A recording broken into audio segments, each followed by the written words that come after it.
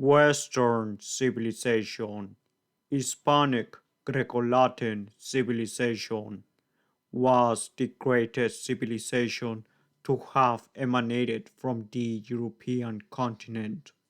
We Native Americans can adduce that one of the things that made it superior to the rest of Europe was the rational articulation that God gave sovereignty to the people, and the people in their sovereignty chose their ruler through action or omission.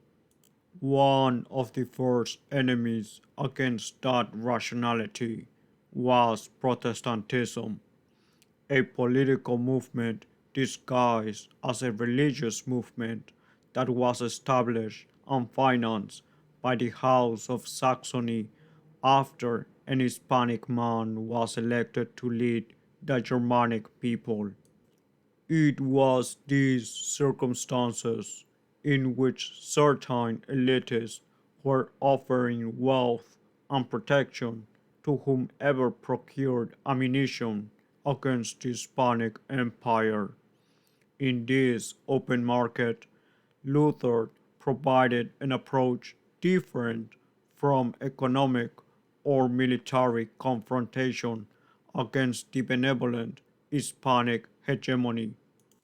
The Lutheranesque approach was to disguise the dialectic of states with religious polemic, a polemic that with duplicity incited the masses with sensibilities about equality, yet was harshly verbose when excusing the enslaving intentions and behaviors of the elitists.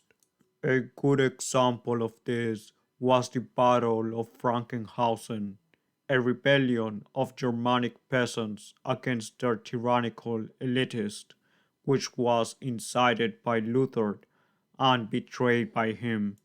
By the end of the German Peasants' War, Luther's writing against the peasants that sought freedom had been integral in the genocide of more than 130,000 Germanics. While Hispanics were cementing their philosophies of magnicide into law, the states of Northern Europe committed genocides against innocent Anglo-Saxon families until they were Protestantized. This poison was smuggled into America, a land made beautiful by the labor of the Hispanic people, where the Protestantized Anglo-Saxons were driven by their misapprehensions of liberty and equality to implement slavery and tyranny for the sake of certain elitists. It is clear for my people, the surviving Native Americans, that Protestantism is what it has always been, the greatest poison against humanity and its rational constructs. One disgusting example of this Protestant Pilpul exists in certain nations that the Protestantized Anglo-Saxons fabricated, like Panama and Venezuela, where the mercury used in the illegal and well-armed mining of gold is called mercury, the Spanish. It is tragic that certain Hispanics work for the benefit of interests outside the American continent, the homeland of the Hispanic people. This Protestantized propaganda against the Hispanic people is rooted in the sensible complex of the Protestantized Anglo-Saxons towards the Hispanic Empire, which created the most universities, hospitals, and cathedrals, all of them with the native inhabitants in mind and materialized as the best of the time.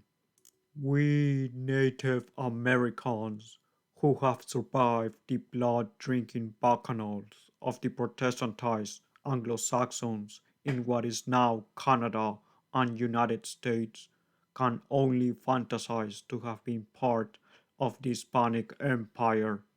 This benevolent and magnanimous empire immediately considered Native Americans as first class citizens with the same rights as a native Castilian, if not more. Should this uniquely beautiful empire revive, the wounds of everyone in America would be healed just like the first time.